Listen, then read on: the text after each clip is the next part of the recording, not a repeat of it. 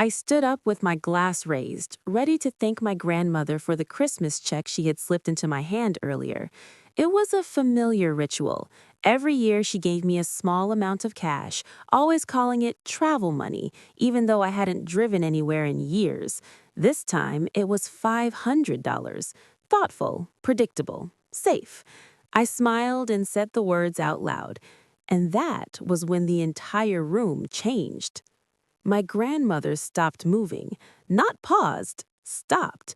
Her knife hovered mid-air over the turkey, her fingers tightening as if the moment had physically grabbed her. Slowly, she lowered the blade to the platter and turned her head toward me. Her eyes weren't confused, they were calculating. "What did you just say, sweetheart?" she asked quietly. "The check, the $500.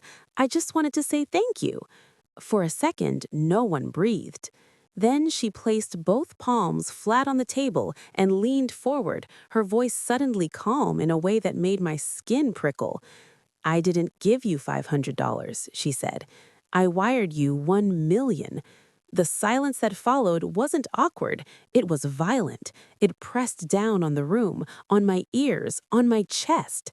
My mother laughed immediately, too quickly, as if she'd rehearsed it. "Oh, Mom, don't start," she said, waving her hand. "You're tired. The medication messes with your memory."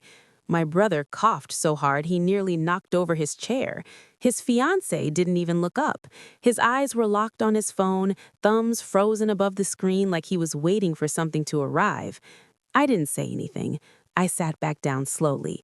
I work in financial risk analysis, fraud, compliance, asset tracing. That's my job. And one thing experience teaches you is this: people reveal the truth long before they admit it. My grandmother didn't blink. My mother wouldn't stop smiling. My brother couldn't swallow. And everyone else suddenly became very interested in their plates. "I sent it 2 weeks ago," my grandmother continued, her voice steady. "I went to the bank myself. I sold what I needed to sell. I wanted you to have it before things got complicated." My heart was pounding, but my mind was already shifting gears. I hadn't seen $1 million. I would have noticed. "Grandma," I said carefully, "are you sure?" She looked straight at me. "I checked the next morning," she whispered. "The money arrived, and then the day after that, it vanished." The temperature in the room dropped. "It didn't disappear," I said. "Money doesn't disappear. It moves." Her eyes slowly traveled around the table, landing on each face one by one. "Exactly," she said, "which means someone here moved it." And in that moment, I realized this wasn't a misunderstanding. It was a setup, and Christmas dinner was just the beginning. No one spoke after my grandmother said it. The accusation didn't need to be shouted. It settles into the room like smoke, curling into every corner, clinging to every face at the table.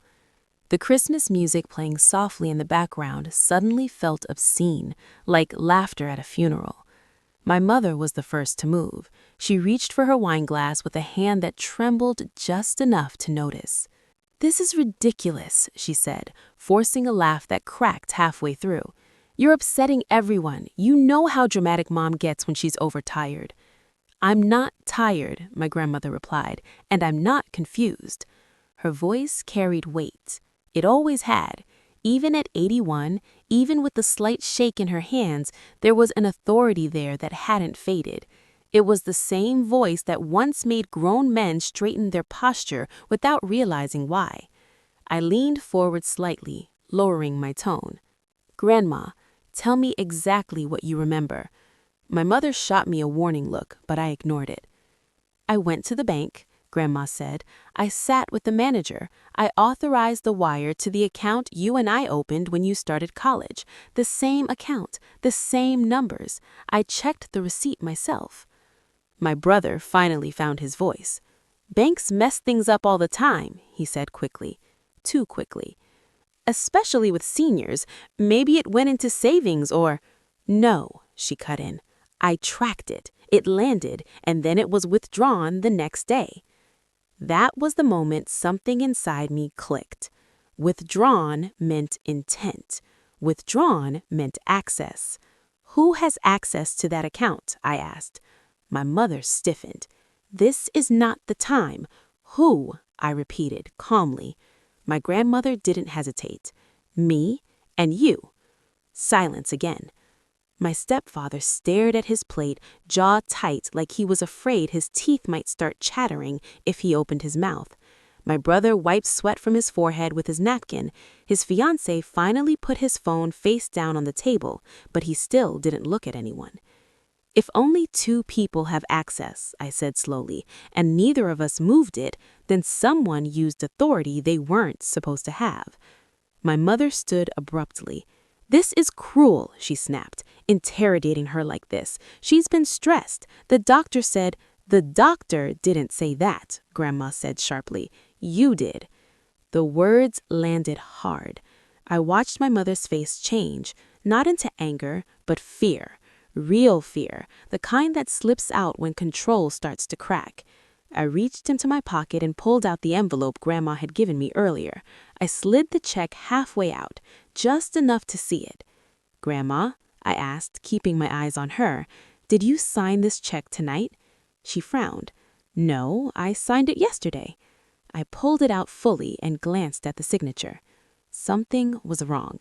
Very wrong. My grandmother taught me cursive when I was 6. Her signature was burned into my memory. This one didn't match. The curves were sharp.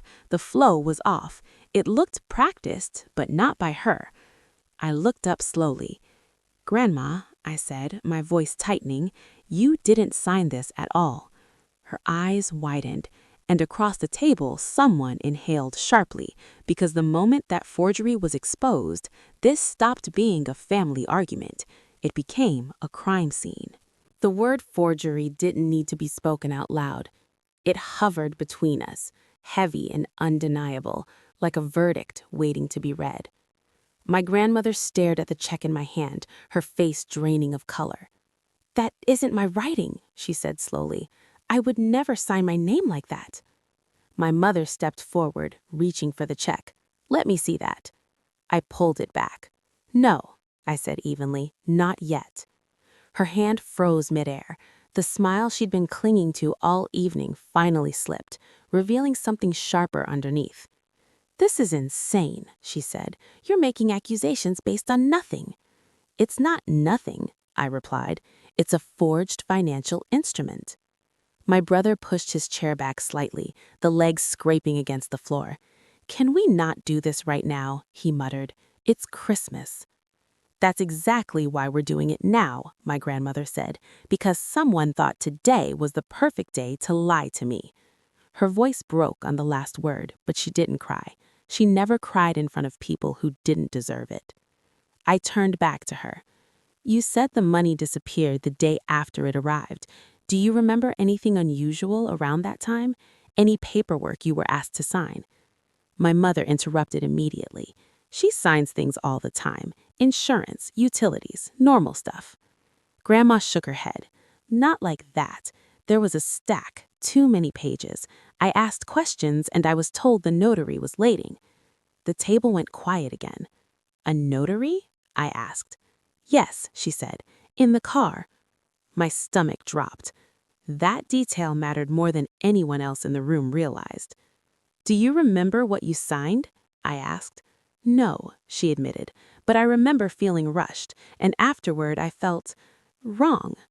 I nodded. That feeling had a name: coercion. I slipped the check back into the envelope and tucked it into my pocket. I need to see the bank records. My mother's head snapped up. Absolutely not. I'm a joint account holder, I said. I already can. That was a lie, but only partially. I hadn't checked yet, but her reaction told me everything I needed to know. My brother stood up. This is getting out of hand. You're upsetting Grandma. She's already upset, I said, because someone stole from her. My stepfather finally spoke, his voice low. Maybe everyone should calm down. No, Grandma said firmly. I want the truth. She looked at me then, really looked at me, and reached into her dress pocket. From it, she pulled out a small brass key. I hid something, she whispered, before tonight. in the birdcage in my room. I felt a chill crawl up my spine. There's a receipt, she continued, from the wire transfer, and a letter. I didn't want it found. My mother's face went pale. I stood. I'll get it. As I turned toward the hallway, I caught a flicker of movement out of the corner of my eye, my mother glancing, not at my brother, not at my stepfather, but at my brother's fiancé. And the look on his face told me one terrifying thing. This wasn't a solo act. It was coordinated. I didn't rush upstairs. Panic makes people careless, and I didn't want anyone following me. I walked calmly, like I was just stepping away to take a phone call. Behind me, I could feel the tension stretching thin, like a wire pulled too tight. My grandmother's room was exactly how she'd always kept it. Neat, orderly, everything in its place. The birdcage sat on the dresser by the window, filled with artificial flowers that hadn't been changed in years. I unlocked the small door and reached inside.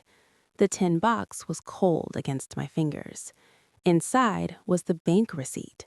$1 million, wired 2 weeks ago, authorized by my grandmother herself. It was real.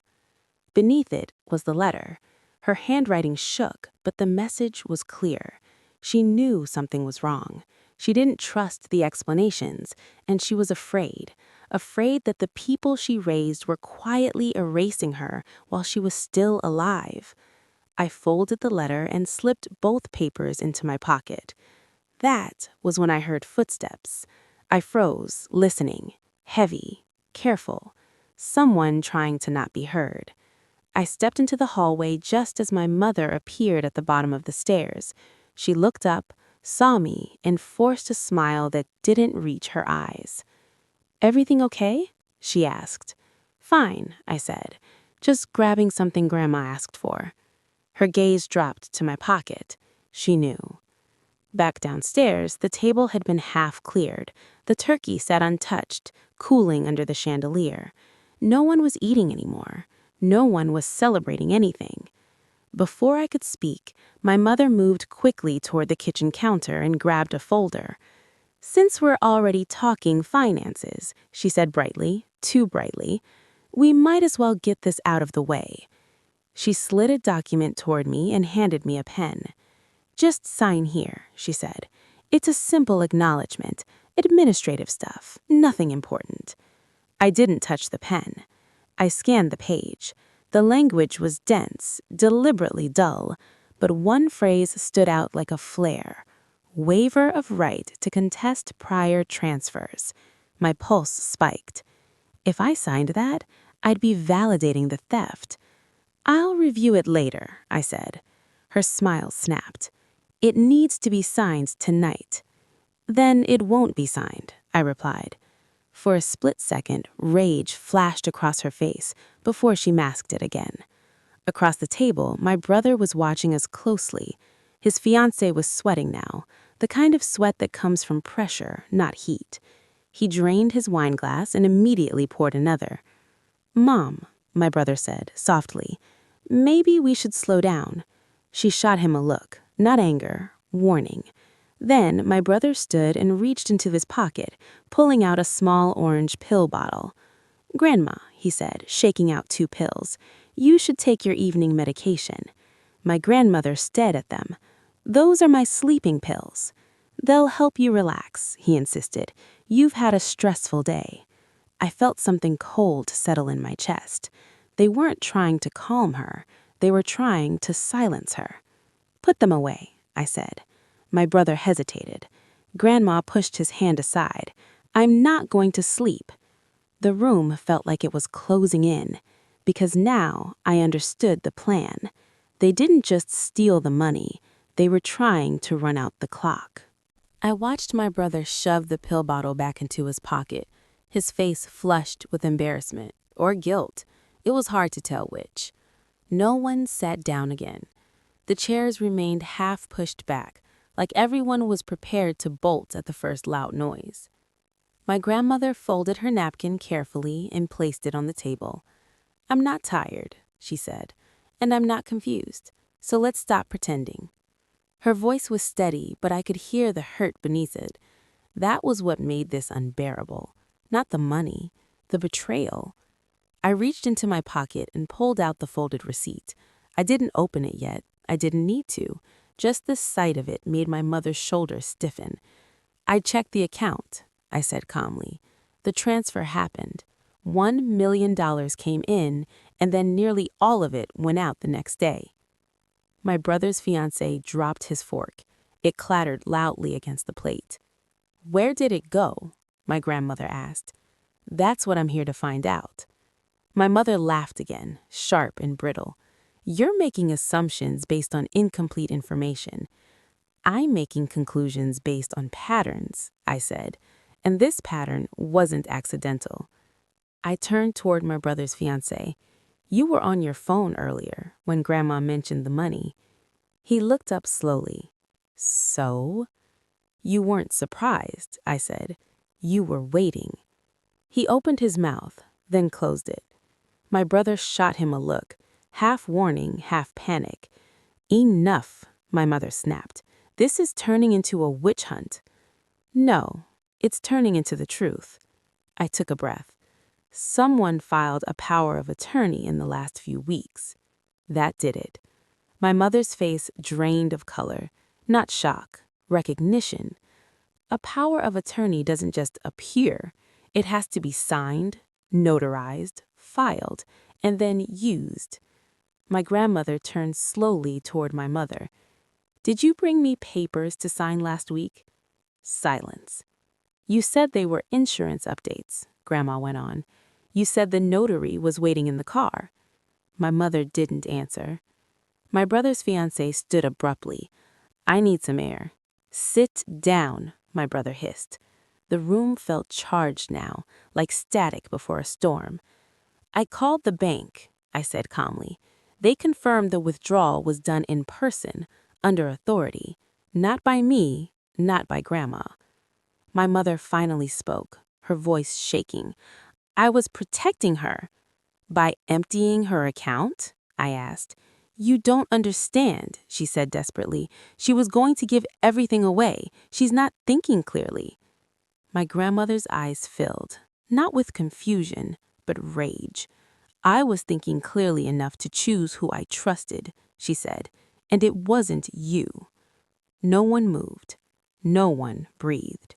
Because the lie was collapsing piece by piece, and the only question left was how far it went. Because if my mother didn't act alone, then someone else at that table was about to be exposed next. My mother sank back into her chair as if the strength had drained out of her legs. For the first time that night, she looked small, not guilty in the way people expect, but cornered, like someone who had convinced herself she was right until the moment she wasn't. "You don't know what it's like," she said quietly. "Watching her give everything away, watching strangers get more than her own family." My grandmother laughed once, a short, hollow sound. "Strangers?" she repeated. "You mean the people who actually show up for me?" The words landed harder than any accusation. My brother rubbed his temples, his voice low. "Mom, you should have told us." "Told you what?" I asked. "That you were draining her accounts?" She looked up at him sharply. "You said you needed help." The room snapped to attention. My brother froze. His fiancé's eyes widened. "What help?" my grandmother asked. My brother exhaled slowly. "It's not like that." I leaned forward. "Then explain it." He hesitated, then finally spoke. "The house, the renovations, the business loan that didn't come through. We were drowning." "And instead of selling assets or downsizing," I said, "you decided to take money that wasn't yours." My mother interjected quickly. "It was temporary, just until things stabilized." My grandmother's hands began to shake. "You stole from me." My brother stood abruptly. "We were going to pay it back." "When?" I asked. No answer. That money was moved through 3 accounts, I continued. I traced it. 2 personal, 1 corporate. My brother's fiancé swallowed hard. You don't understand what would have happened if we lost the business. I understand exactly what happened, I said. You panicked, and you looked for someone who couldn't fight back. My grandmother stood, gripping the edge of the table. I raised you better than this. My brother's eyes filled with tears. We didn't think you'd notice. The words were barely audible. They echoed anyway. I felt my jaw tighten. That's the part you don't get, I said. She noticed, and she prepared. I pulled the letter from my pocket and placed it on the table. She wrote this before tonight, in case something like this happened. My mother reached for it, then stopped herself. My grandmother read silently, her lips moving slightly. When she finished, she folded it carefully and looked up. I trusted you, she said, and you used that trust like a weapon. My brother sank back into his chair. I'm calling my lawyer, my grandmother said. Mom, please. This ends tonight, one way or another.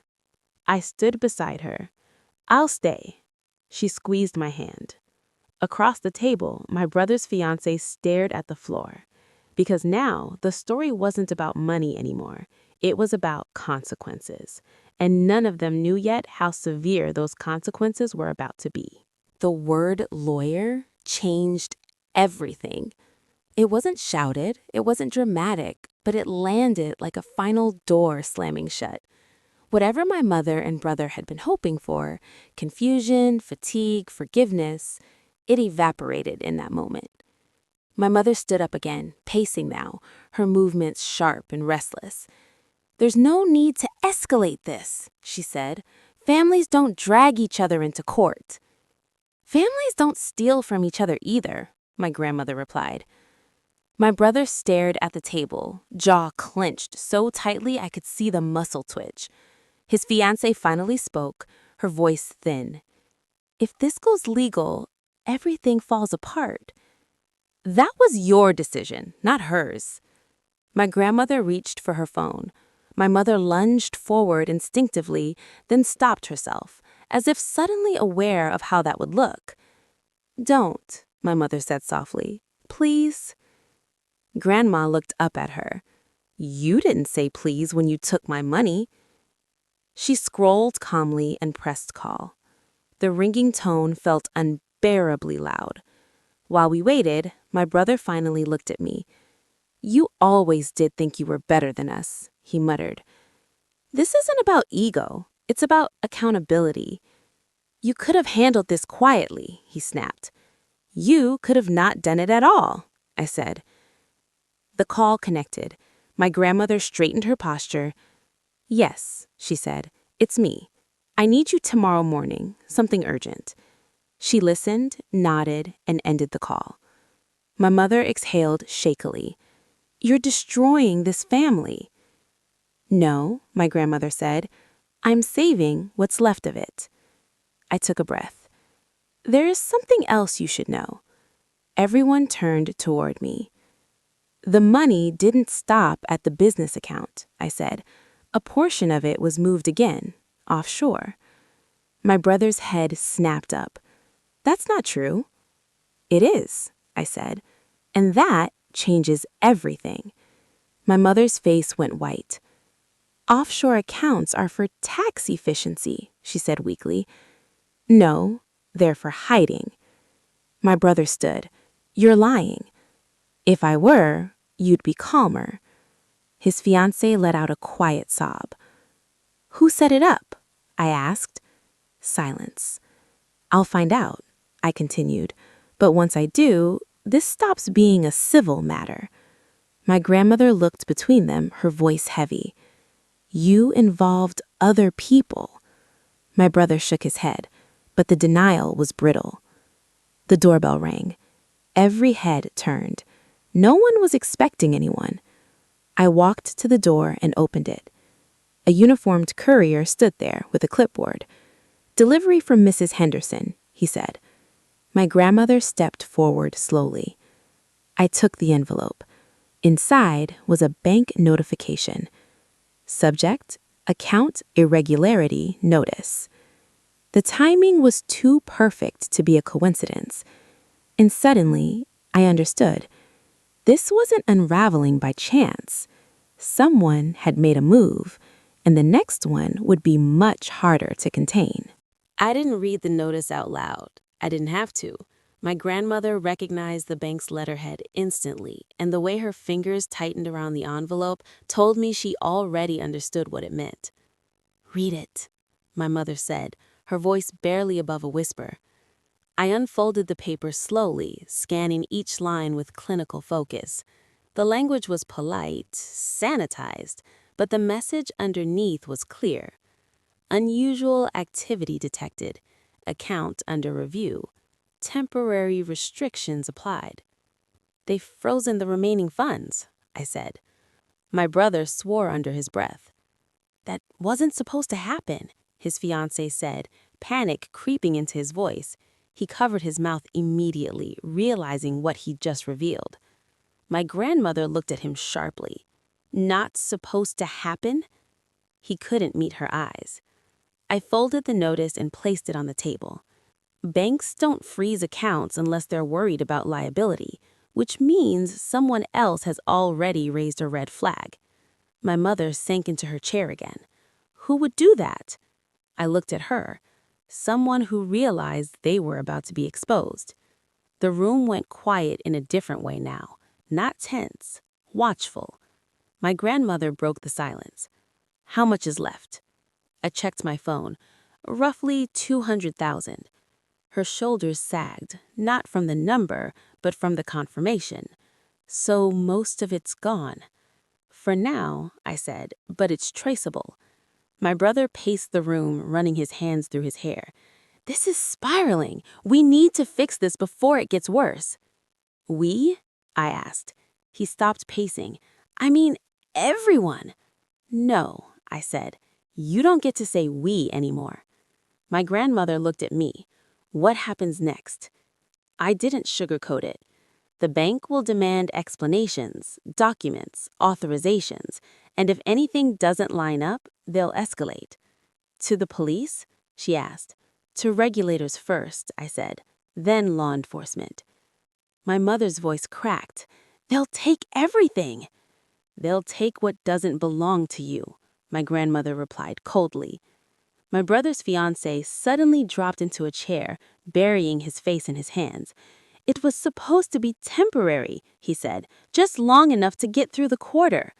"You moved it offshore. That's not temporary. That's deliberate." My grandmother closed her eyes. "Who helped you?" Silence again. I leaned forward. "Because offshore accounts don't open themselves." My brother shook his head, breathing hard. "If I tell you, it doesn't matter anymore. The paper trail already exists." The room felt smaller now, like the walls were inching closer. My grandmother stood slowly. "She wants everyone out of my house," she said, "except you." She looked at me. My mother opened her mouth to argue, then stopped. My brother hesitated, then grabbed his jacket. His fiancée followed, head down, shoulders shaking. At the door, my mother turned back. "You're choosing him over your own children." My grandmother met her gaze. "I'm choosing the truth." The door closed behind them. The house fell silent. I sat across from my grandmother at the table. "I'm sorry," I said. She shook her head. "I'm not." Then she leaned closer and lowered her voice. "Because I haven't told you everything yet." And whatever she was about to say next was going to change the entire story. My grandmother didn't speak right away. She stared at the closed door as if she could still see them standing there, still lying, still pretending. When she finally turned back to me, her expression was different. Not hurt, not angry, resolved. "There's a second account," she said quietly. I didn't react. I let her continue. "I opened it 3 years ago," she went on. "After your uncle passed. I realized how quickly things can shift when people think you're vulnerable." I nodded. That tracked. It was exactly what someone with her instincts would do. "No one knows about it," she said, "except me and now you." "What's in it?" I asked. "Enough," she replied. "Enough to make sure I'm not trapped." I exhaled slowly. That explained her calm. She hadn't been reckless. She'd been strategic.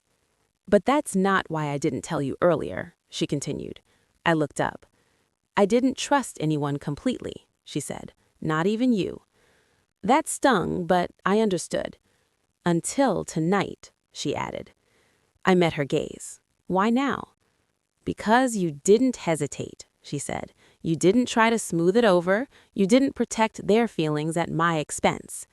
She reached into her purse and pulled out another envelope, older, worn at the edges. "This is a copy of the power of attorney," she said. "The real one." I took it, scanning quickly. It was limited, specific, temporary. "Someone altered it," I said. She nodded. "After I signed. I noticed later that pages were missing." My jaw tightened. "That's document fraud." "Yes, and the notary wasn't independent." I looked up sharply. "You know who it was." She hesitated, then nodded. "A friend of your brother's, from college." I leaned back, absorbing it. That widened the circle considerably. "This wasn't desperation," I said. "This was planned." She folded her hands. "That's what I'm afraid of." I tapped the envelope lightly. "This gives us leverage. And protection," she added. I stood and walked to the window, watching the street outside. Everything looked normal, peaceful, like nothing had just imploded inside these walls. "They'll come back," I said. "I know," she replied. "And when they do, they'll try something else." She smiled faintly. "They always do." I turned back to her. "Then we need to stay ahead." She nodded. "I already called the bank's senior compliance officer. They owe me a meeting." I raised an eyebrow. "When?" "Tomorrow morning." I smiled for the first time that night. "Good." She reached across the table and squeezed my hand. "I didn't lose everything," she said softly. "I lost the illusion." I squeezed back. "That's sometimes more expensive." We sat there in silence for a moment. Then my phone buzzed. Unknown number. I stared at the screen. My grandmother watched my face carefully. "Answer it." I did. A man's voice came through the line, calm and professional. "This is regarding the offshore transfer. There's been a complication." My grip tightened. "Complication how?" I asked. There was a pause. "The funds are no longer where they were supposed to be." And in that instant, I realized the worst possibility hadn't even surfaced yet, because if the money had moved again, then someone else was now involved. I put the call on speaker without asking permission. "Say that again," I said. Slowly. There was a measured breath on the other end of the line. "The offshore account associated with a transfer was accessed this afternoon. The funds were moved out in multiple transactions." My grandmother closed her eyes. "By who?" I asked. "We're still confirming identities," the man replied, "but the authorization didn't come from the same source as before." That detail mattered more than he realized. "So someone else has credentials," I said, "or someone created them." "Yes," he said. "That's why I'm calling." I glanced at my grandmother. "How much is gone?" Another pause. "All of it." The silence in the room felt physical. "Where did it go?" I asked. "We can see fragments," he said. "A chain of accounts, international, designed to obscure origin." I felt my jaw lock. "So this is no longer amateur fraud." "No," he agreed. "It's professional." My grandmother leaned forward. "Are we talking about criminals?" There was hesitation. "We're talking about people who know exactly what they're doing." I ended the call. For a moment, neither of us spoke. "They didn't just steal from you," I finally said. "They laundered it." My grandmother opened her eyes, her gaze steady. "Which means your brother isn't in control anymore." "Exactly." I paced the room. This explains the freeze. Someone panicked and tried to clean the trail. Or silence it, she said. I stopped. What do you mean? She looked at me carefully. People who move money like that don't like witnesses. A knock echoed through the house. We both froze. It wasn't loud. It wasn't aggressive. It was deliberate. I moved toward the door, checking the side window first. 2 men stood outside. Suits, no insignia, calm posture. Don't open it, my grandmother whispered. I hesitated. One of the men raised a hand slightly, as if sensing movement inside. Mrs. Henderson, he called through the door, we'd like to speak with you regarding a financial matter. I didn't like the phrasing. Who are you? I called back. Advisors, representing parties affected by today's transfers. I laughed once. That's vague. Deliberately, he replied. My grandmother stood beside me. I didn't invite you. No, the man said calmly, but we needed to make contact. I lowered my voice. This just escalated. She nodded. Good. I turned back to the door. You should leave. The man smiled faintly. We will, for now. He slid a card under the door. We'll be in touch. Please don't make this more complicated than it already is. Their footsteps faded. I picked up the card. No logo, no company name, just a phone number. My grandmother stared at it. They're not here to help. No, I said. They're here to manage fallout. She met my eyes. Which means from who? I didn't answer, because I already knew. And whoever had taken control of that money was now watching us. The phone felt heavier than usual in my hand. My grandmother sat beside me, her knuckles white as she gripped the edge of the table. When the banker spoke again, I realized the weight wasn't just in my palm, it was in the air around us, thick and suffocating. The transfers were completed using valid authentication, the banker said carefully. Someone, directly or indirectly, had authorized access. We are still tracing the connections, but this was not a random breach. It required knowledge of internal procedures. I swallowed hard, trying to force my thoughts into order. So this wasn't some hacker out there picking locks. They knew what they were doing, I said slowly. Exactly, he replied. At this point, we're working to determine whether it was an external party using stolen credentials or a compromised intermediary. Either way, the system was used as intended, which makes detection tricky. My grandmother's eyes were fixed on the tabletop. She had always been steady, the one who kept our finances and family accounts in perfect order. But now her composure seemed fragile. How could this happen? She whispered. We were careful, weren't we? You were, I said, though my voice felt thin. Everything we did followed the right procedures. This isn't about negligence. It's about someone knowing exactly how to move through the system without setting off alarms. The room felt smaller, the air heavier, as if the walls themselves were listening. Every tick of the clock became a reminder of time lost, of options slipping away. I ran through our contacts, our staff, everyone who might have access, trying and failing to imagine who could execute something so precise without leaving an obvious trace.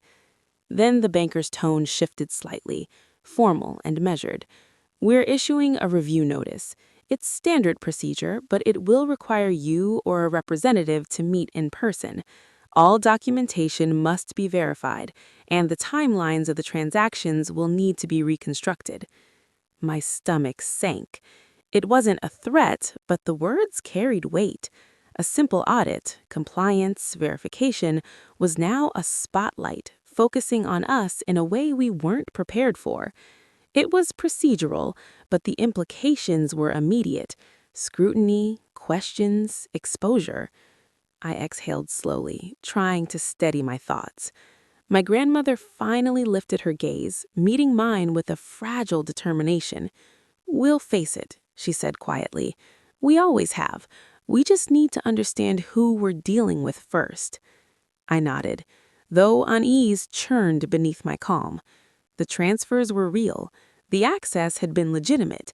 And now, with a meeting on the horizon and documentation under review, every choice we made from this point forward would be visible to someone with power, and we still didn't know who that was. The silence settled around us again, heavy and unbroken, until an email notification chimed. I opened it carefully. The subject line was simple: Review of recent account activity. Action required. I didn't need to read the contents to feel the pressure. The first official steps were now in motion, and the next move, ours, would determine how much we could control before the consequences arrived. The email sat on the screen, innocuous in appearance, but it carried the weight of inevitability. Review of recent account activity. Action required. I clicked it open, careful not to jolt the cursor, as though the slightest movement could trigger disaster. The contents were bureaucratic, dry, and yet every line felt like it was pointing directly at us. Transaction dates, amounts, and transfers were listed with precise accuracy. A series of footnotes hinted at inconsistencies flagged by automated systems. My grandmother leaned closer. "Do they suspect us?" she asked quietly, almost afraid of the answer. I shook my head. "Not yet, but they want clarity, documentation. Every step has to be accounted for." My mind raced. Every bill we'd paid, every transfer we'd approved, even the smallest financial decisions now seemed vulnerable to interpretation. We weren't just reviewing numbers, we were retracing trust, questioning routines that had always been safe.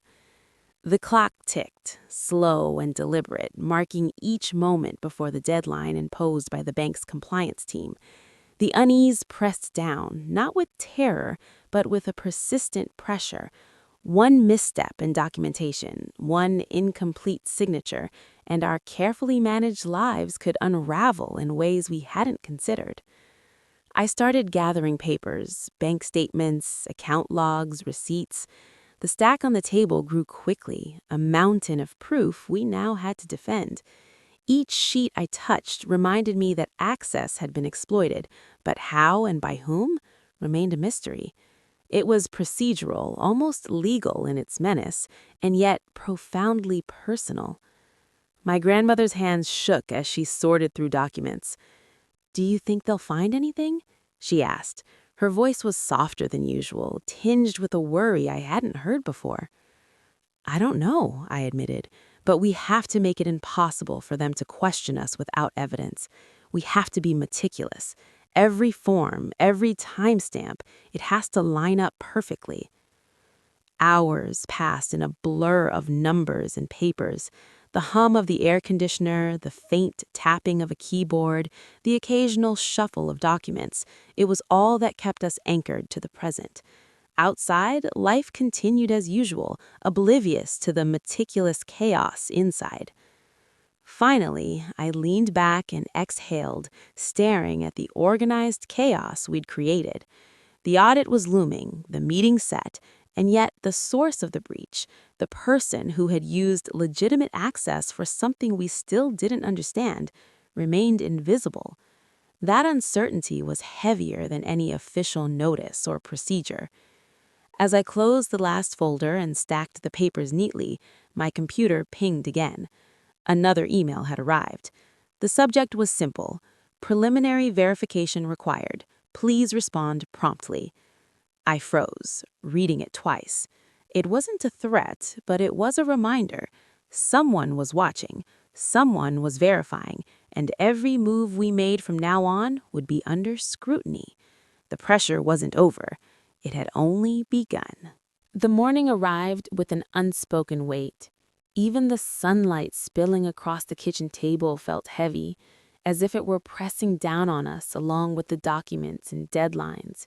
The email from last night had triggered a cascade of instructions, printouts, verification forms, and requests for detailed explanations about every transaction.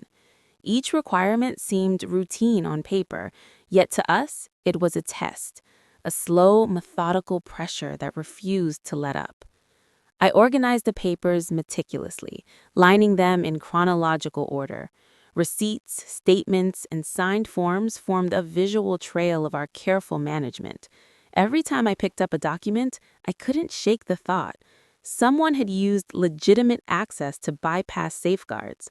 The breach was professional, calculated, and invisible. Whoever orchestrated it had left no obvious fingerprints, only consequences for those left to untangle the aftermath. My grandmother sat across from me, her fingers intertwined in quiet resolve. "Do you think they'll notice anything?" she asked again, voice low but steady. "I don't think so," I said, trying to reassure her, though my own certainty was fraying. "As long as everything matches, we can show them nothing was done improperly. But we have to be precise, down to the smallest detail." Hours slipped by in a rhythm of careful verification. Each time I checked an account number or reconciled a transfer, the tension coiled tighter. The quiet presence of my grandmother was both grounding and unnerving. She had always been the anchor, yet now the invisible forces we were dealing with, rules, audits, potential exposure, made us both feel unsteady. Midday brought the first official request for clarification. A polite but firm note had arrived from the bank. They needed explanations for specific transfers over the past 3 months. The phrasing was bureaucratic, professional, but it carried an unmistakable pressure. Justify every movement of funds or face consequences. I read the note aloud. My grandmother's eyes narrowed slightly as she processed it. "They're not accusing anyone," she said, "but they're holding a mirror up. Every decision we made, every approval, it's all under review." "Yes," I said, staring at the words. "And whoever exploited the system knows that. They're hidden, but their actions are forcing us into this scrutiny. We're the ones under the spotlight now, even though we didn't cause the problem." We spent the afternoon drafting responses, collecting confirmations from previous transactions, and double-checking every signature. Each step was procedural, deliberate, and exhausting. The real weight wasn't fear of discovery, it was the relentless pressure of being accountable for something we hadn't done, and the knowledge that the person responsible remained out of reach. As evening fell, a new notification appeared on my laptop. Another message from the bank, marked time-sensitive, documentation follow-up required. I hesitated before opening it, my stomach tightening. The next step was coming, procedural and inevitable, and we had no idea how deep this scrutiny would go or what questions would be asked next.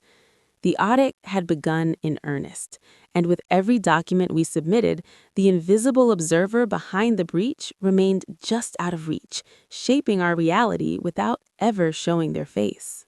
The following morning, the house felt smaller. Every corner seemed to echo with the weight of paperwork and unanswered questions. The email chain had grown overnight, requests for scanned copies, explanations of unusual transfers, and clarifications about timestamps. Each note was formal, precise, and polite, yet every line carried an unspoken urgency. Someone, or something, was watching, quietly, methodically. I sorted through the incoming documents, placing them in neat stacks according to priority. The procedural rhythm gave me a sense of control, but it was tenuous.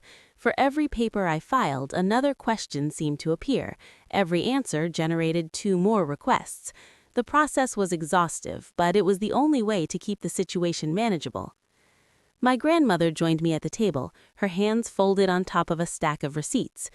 "They're thorough," she said quietly, "almost too thorough." "Yes," I replied, adjusting the alignment of a bank statement. "And that's exactly what makes it frightening.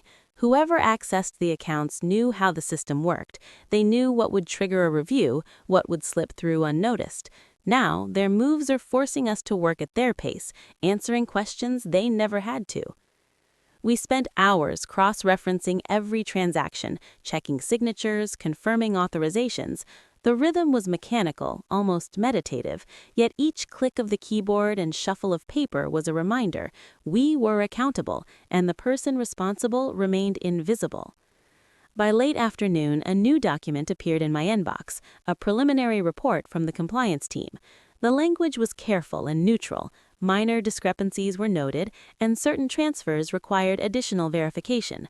No accusations were made, but the implications were clear.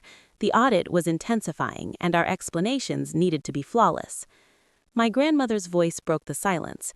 "Do you think they suspect something deeper? That this isn't just a routine review?" I hesitated, weighing my words. They don't suspect yet, but every time we submit an answer, it's scrutinized. They'll see everything. The system is designed to notice patterns, anomalies, subtle things we might not even recognize. The sun had started to dip behind the horizon, casting long shadows across the table. The room felt quieter than before, but the pressure didn't fade. It lingered, heavier in the dim light. Each document, each email was a reminder that we were only one step removed from exposure, that our actions were being measured as the perpetrator remained hidden. I leaned back, rubbing my eyes, and glanced at the pile of organized papers. The process was procedural, impersonal, yet it carried a weight that was entirely human. The dread of scrutiny, the fear of misstep, and the uncertainty of who had caused this all in the first place. Then, a subtle ping interrupted the quiet. A message appeared from the compliance team. "Please confirm receipt of all requested documents by tomorrow morning." It was routine, innocuous, but the pressure it carried was unmistakable. Every minute now mattered. Every decision, every action would be watched and evaluated. And still, the person who had set this chain in motion remained unseen, their presence felt only through the tight rules and slow-moving procedures they had manipulated. The next stage of the audit was about to begin, and we had no choice but to move forward, step by meticulous step, under scrutiny we didn't fully understand. The next morning arrived with no relief. The stack of documents on the table had grown heavier overnight, and the inbox now contained multiple follow-up emails from the compliance team. Each message was polite, professional, and yet unyielding. Every line a quiet demand for verification. There were no accusations, no dramatic threats, just a relentless insistence on clarity, precision, and accountability. I sorted the emails carefully, opening the first. It listed specific transfers flagged for additional review. Every entry was accompanied by instructions to provide supporting documentation, confirm authorizations, and outline any explanations for timing or sequence. The requests were procedural, almost banal, yet the implication was unmistakable. We were under a microscope, and the consequences of mistakes could be severe. My grandmother watched me work, her hands folded over the edge of the table. "They're not accusing us," she said, voice calm but tense. "But they're forcing us into the light. Every decision, every transaction, it's all visible now." "Yes," I replied, "and whoever orchestrated this knew exactly how the system would respond. They exploited access in a way that triggers scrutiny without leaving obvious evidence. Now we're paying the price, even though we didn't do anything wrong." Hours passed in a blur of verification and documentation. Receipts were checked twice, forms were cross-referenced, and every minor detail was recorded meticulously. The rhythm was mechanical, but the pressure never eased. The procedural nature of the audit made it feel inescapable. The rules were impartial, yet the weight they carried was entirely human. By late afternoon, I noticed something subtle in the communications, a gentle escalation. The compliance team requested an in-person verification, a meeting to reconcile the documents in real time. No accusations were made, no overt threats implied, but the message carried an unmistakable gravity. This was the first tangible step where our responses would be evaluated under observation, where every answer would be measured. I glanced at my grandmother. "It's coming," I said softly. "They want to see us, verify everything, not because they think we did something wrong, but because the system demands it." She nodded, her expression a mix of resolve and concern. "Then we prepare, carefully, precisely. We can't control who did this, but we can control how we respond. I exhaled slowly, feeling the tension coiled tight in my chest. The next steps would test patience, attention to detail, and our ability to remain composed under scrutiny. Whoever had exploited access was still invisible, yet their impact now dictated our every move. As I closed the latest email, I realized the weight of what was coming. The audit, procedural and impersonal, would become a crucible. Every document, every explanation would be examined. The quiet tension had evolved into a palpable pressure that demanded flawless execution. And so we prepared, knowing the next meeting would not just be about paperwork, but about holding our ground in a system that now felt as dangerous as it was precise. The morning of the meeting arrived quietly, almost deceptively. There was no siren, no dramatic announcement, just the routine hum of life outside our windows, completely unaware of the pressure building inside. The documents were stacked neatly on the table, everything labeled and organized. Each folder represented hours of careful work, every receipt double-checked, every signature verified. We left for the bank together, the ride strangely silent. My grandmother sat beside me, her hands folded tightly in her lap.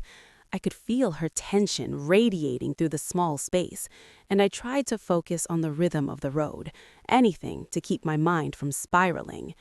Whoever had exploited the accounts had set the stage perfectly.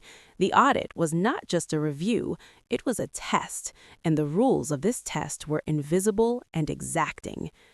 At the bank, we were escorted into a small, well-lit conference room. The compliance officers were polite, almost neutral, but every gesture, every glance felt calibrated. The air was formal, almost clinical, yet the weight of scrutiny was palpable. The documents we had prepared were placed on the table, forming a tangible bridge between our careful work and their relentless review. The officer leading the meeting began systematically. "We'll review the flagged transactions from the past 3 months. Please confirm authorizations and supporting documentation as we go along." His tone was calm, almost reassuring, but the subtext was clear. Precision mattered more than speed. One slip could create questions that we did not want to answer. My grandmother and I worked in tandem, handing over documents, explaining procedures, confirming dates and signatures. The process was meticulous, slow, and exhausting. Each verification felt like a small victory, but the pressure never lifted. Every subtle pause from the auditors made us wonder if a single inconsistency could undo hours of preparation. After several rounds, a senior officer looked up from the documents. "Everything appears in order so far. However, we will need to conduct a deeper reconciliation of a few intermediary transfers. This will require follow-up and additional documentation." His tone was procedural, professional, but they carried weight. The audit was far from over, and the invisible hand behind the breach had ensured that the trail was intricate enough to keep us working under pressure. We nodded, understanding the implication. It wasn't a threat, it wasn't a taunt, it was simply the system at work, rigorous and exacting. Whoever had orchestrated the initial transfers remained unseen, yet their impact was tangible, forcing us into a methodical dance of verification and accountability. As we left the bank, my grandmother whispered, "It's not over, is it?" "No," I said, looking at the folders we carried back. "It's just beginning. But now we know how precise we need to be. Every step, every document matters, and whoever set this in motion, they're still out there, unseen, watching the process unfold." Back at home, I placed the folders carefully on the table. The audit had moved from an abstract pressure into a concrete, inescapable reality. The tension was procedural, yet relentless. The next steps would test patience, resolve, and the limits of our meticulous preparation. The quiet understanding between my grandmother and I was clear. This was no longer just about financial documents. It was about endurance, about navigating a system manipulated against us and surviving until the truth, or the next move, revealed itself. The days that followed blurred into a rhythm of verification and quiet tension. Each morning, new emails awaited us, requests for clarification, scanned copies, confirmations of prior submissions. The audit had become a living process, slow-moving but relentless, and every step carried weight. I organized the incoming messages immediately, prioritizing flagged transactions and noting deadlines. The subtle escalation was unmistakable. The compliance team was digging deeper into intermediary accounts. The transfers that had initially gone unnoticed were now under scrutiny, and the pressure was no longer just about paperwork, it was about endurance. My grandmother moved carefully around the house, checking documents, comparing figures, and marking anything that might need additional explanation. "They're thorough," she said again, her voice calm but edged with fatigue. "Every chain, every connection, they want it all." "Yes," I replied, leaning over a bank statement. "And that's exactly what makes this so exhausting. Whoever used these credentials knew how the system would respond. They triggered just enough flags to pull us in without exposing themselves. Every request we get now is a shadow of their planning." As we worked, I began noticing patterns in the flagged transfers. A few intermediary accounts recurred repeatedly, always connected to minor discrepancies that were almost imperceptible. Nothing illegal on our part, but enough to draw attention. Whoever orchestrated this had used these accounts to move funds carefully, deliberately, leaving breadcrumbs that were both visible and obscure. I shared my observations with my grandmother. "Look here," I said, pointing to a small group of transfers. "They all intersect at these intermediary accounts. Whoever did this wasn't sloppy. They designed it to be traced, but only if someone looked closely. They left a trail and hid it at the same time." Her brow furrowed. "So we might actually figure out who did it?" "Maybe," I said cautiously, "but the key is patience. Every document we submit, every verification we complete is a step closer. And at the same time, we're revealing what we know, what the system sees about us. We have to be careful." The day wore on, filled with meticulous cross-referencing, signature confirmations, and endless double-checks. The procedural weight pressed in like a slow tide, constant and unyielding. Every email, each document, each verification was a reminder that the breach had consequences beyond the initial transfers. The perpetrator remained unseen, yet their influence shaped every move we made. As evening fell, I noticed a subtle change in the compliance team's correspondence. The tone was still formal, but there was a hint of acknowledgement, an implicit recognition that our documentation was thorough, our responses precise. It didn't end the pressure, but it suggested we were beginning to navigate the system successfully. Still, the shadow of uncertainty lingered. Whoever had exploited legitimate access was out there, watching, calculating, and remaining invisible. And though the audit was progressing, every careful step revealed just how close we were to uncovering patterns that might point to the unseen orchestrator. The quiet in the house deepened as we stacked the day's work, exhausted but resolute. The procedural pressure remained, but now it carried a fragile promise. With enough patience and precision, perhaps we could finally trace the hand that had disrupted our lives.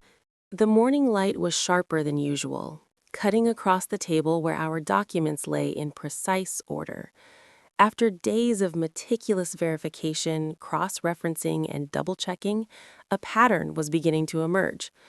The flagged transfers, once random in appearance, now traced a subtle but consistent path.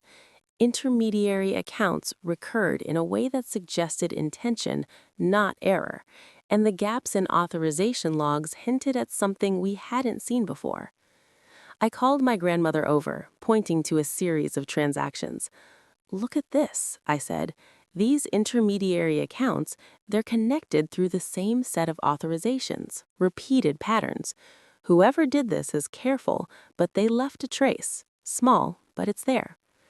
Her eyes narrowed as she leaned in. So it's not random, she said. Someone we know, or someone with inside knowledge. Yes, I agreed. It's consistent with what the banker told us. The authentication was valid, so access was legitimate. Whoever exploited it understood the procedures. They knew how to move through the system without raising immediate alarms.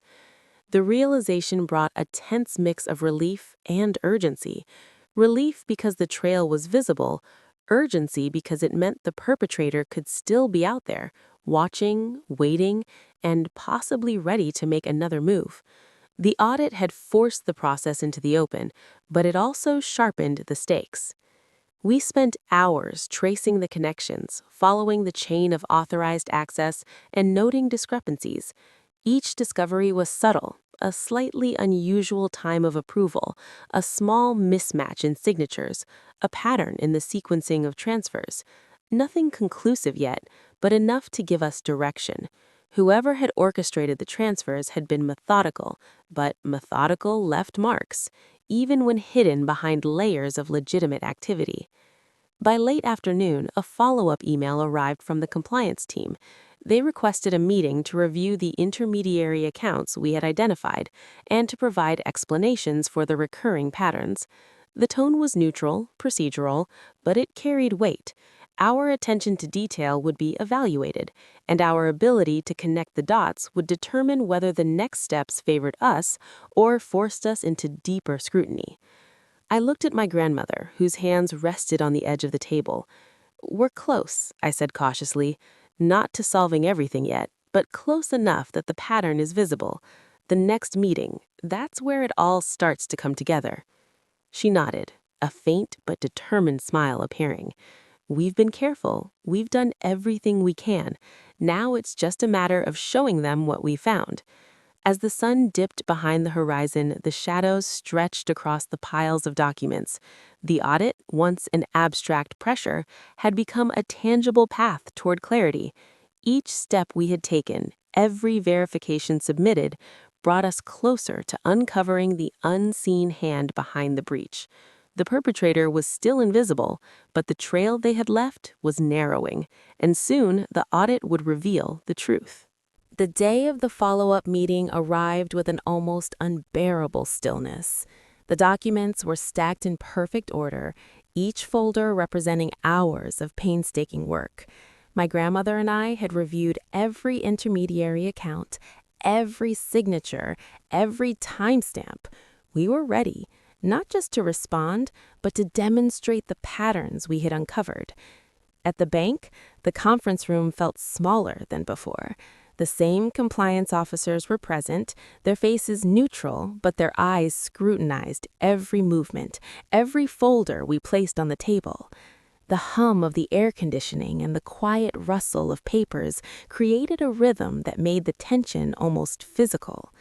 The lead officer began methodically. "We've reviewed your initial submissions. Today, we'll focus on the intermediary accounts that have been flagged repeatedly. Please walk us through your findings and provide supporting documentation." I began explaining, pointing to the transactions we had traced, highlighting the recurring intermediary accounts and the subtle timing patterns. Each explanation was accompanied by cross-references, receipts, and verifications. My grandmother added context, explaining routine approvals and standard procedures, making clear where everything aligned with proper protocol. For a long moment, the officers listened silently, flipping through the documentation with deliberate care. The room was tense, but not in a cinematic sense. This was procedural tension, the kind that comes from knowing that every detail matters, that every omission or misstep could have consequences. Then, one of the officers paused, looking up. "These patterns are unusual," he said. "The access was legitimate, but the repetition and timing suggest someone used knowledge of the system deliberately. Your documentation is thorough, and your explanations align with protocol, which clarifies the activity on your side." I exhaled quietly, a mix of relief and lingering unease settling in my chest. So the system itself was exploited, but we followed procedure correctly? Yes, he confirmed. You have accounted for every step. The remaining task is to trace the origin of these authorized accesses further upstream. That will be handled internally, but your cooperation has provided critical clarity. My grandmother's hands rested on the table, steady for the first time in days. So we've cleared ourselves, she asked softly. You've demonstrated compliance, the officer said. The pattern will now be investigated to identify the source, but as far as your account management, your actions are fully verified. The weight in the room shifted from the suffocating tension of scrutiny to a tentative sense of resolution. The perpetrator had not been revealed yet, but our diligence had established that we were not at fault and that the audit had provided a pathway to uncovering the truth. As we left the bank, folders in hand, the silence in the car was different this time. There was still pressure, but it was measured, focused on what remained to be discovered, not on our accountability. The unseen hand that had orchestrated the transfers was narrowing in scope. Soon, the system, the patterns, and the careful documentation would converge, revealing the person who had manipulated the access all along. The days after the follow-up meeting were tense, but quieter. The immediate pressure of the audit had eased, our documentation had passed scrutiny, and the compliance team's emails were now more measured, requesting only minor clarifications. But the underlying question, who had orchestrated the transfers, remained unanswered. I spent hours revisiting the patterns we had traced, the intermediary accounts, the timing, the subtle gaps in authorization logs. It all pointed towards someone with intimate knowledge of the system. It wasn't random, and it wasn't accidental. Whoever had done this had understood the procedures inside and out. Then, a call came from the bank's internal investigation team. Their tone was professional but carried a hint of resolution. We've reviewed the chain of authorizations and traced the unusual activity, the investigator said. It appears the access originated through a recently onboarded financial officer who used legitimate credentials to route funds temporarily before moving them offshore. No system breaches occurred. The actions were intentional, but procedural oversight allowed it to happen unnoticed. I felt a mixture of relief and lingering tension. The perpetrator had been identified, but the implications were still sobering. It was someone we had trusted within the system, someone who understood every safeguard, every verification step. My grandmother let out a slow breath. So it wasn't us. We followed the rules. Yes, I said, feeling the tight knot in my chest begin to loosen. We did everything correctly. The system was exploited, but we were never at fault. That's important to understand. The investigator continued, explaining the next steps: disciplinary action, internal review, and additional safeguards to prevent future misuse. It was procedural, measured, and final. The threat had been contained through process, not dramatics, and the invisible hands behind the breach had been revealed without theatrics or melodrama. Sitting back at the table at home, I looked at my grandmother. It's over, I said, though a trace of disbelief lingered. The weeks of tension, documentation, and scrutiny had felt endless, but the truth was finally in place. She nodded, her hands resting lightly on the folded papers. We prepared, we were careful, and it made the difference, she said. Sometimes the quiet, steady work matters more than any dramatic move. I allowed myself a small smile. The procedural dread, the relentless pressure, and the careful navigation of scrutiny had carried us to resolution. The system was exploited, but not us.